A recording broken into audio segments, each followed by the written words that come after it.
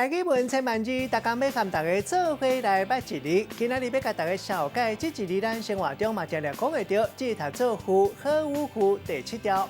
照古早大记字典解释讲，这个符的意思就是有物件会当来挖靠，或者是派物件离较只偏，嘛有担的意思。咱讲就是负担。另外吊伤，咱讲是负伤；啊那背义，咱讲是负义。甲人放肆，咱讲辜负负心。另外，佫有无够不足，咱讲是负欠。游客古早嘛有一个词，讲是负急，带大家做伙来小解这两个词。头一个读做负债，代表是欠债、欠小、欠人一笔债务；第二个词读做欺负，会当讲是甲人轻视、甲人创治、甲人讲，嘛会当讲是甲人侮辱、孤假心，也佫有性骚扰的意思。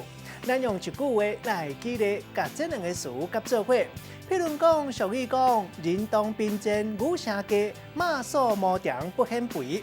阿明做生意失败，负债，煞互人看伊无目的，互人欺负。